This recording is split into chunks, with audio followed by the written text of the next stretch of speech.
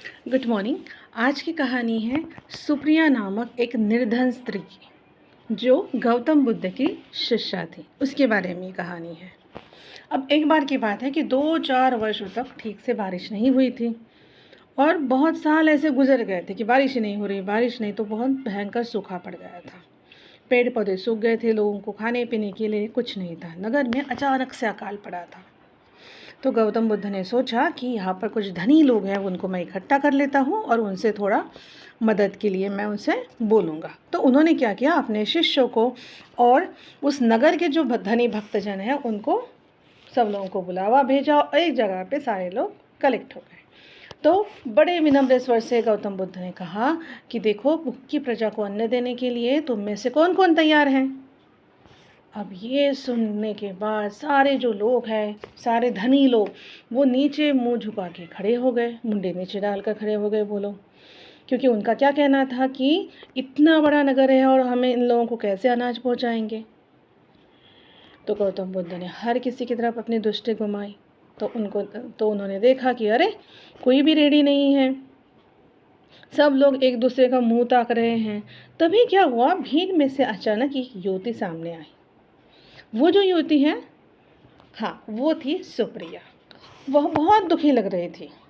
आंखों से बहते अश्रु पोंछकर उसने गौतम बुद्ध के चरण छुए और मीठे स्वर में बोली, भगवान, यह तुच्छ सेविका आपकी आज्ञा का पालन करेगी। अन्न की कमी के कारण जो लोग बेहाल हैं वे सब मुझे अपनी संतान लग रहे हैं।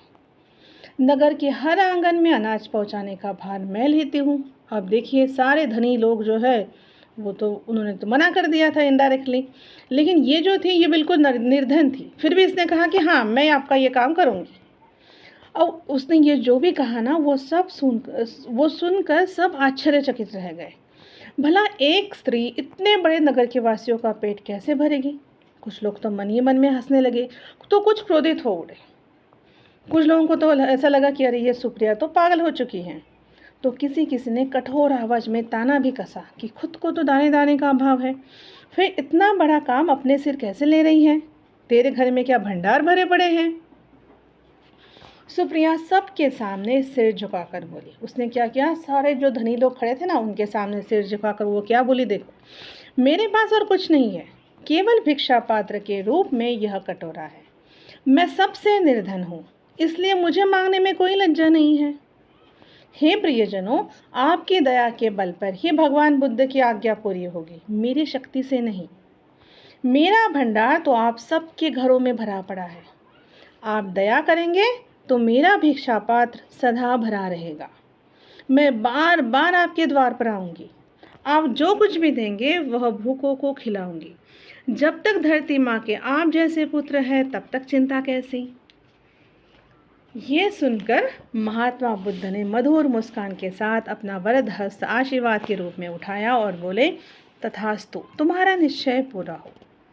धनी सेठों ने अपने भंडार सुप्रिया के भिक्षा पात्र में उलिच दिए। पात्र हमेशा भरा रहने लगा। समस्त नगरवासियों का उद्धार हो गया। किसी अकाल पीड़ित को भूखा नहीं रहना पड़ा।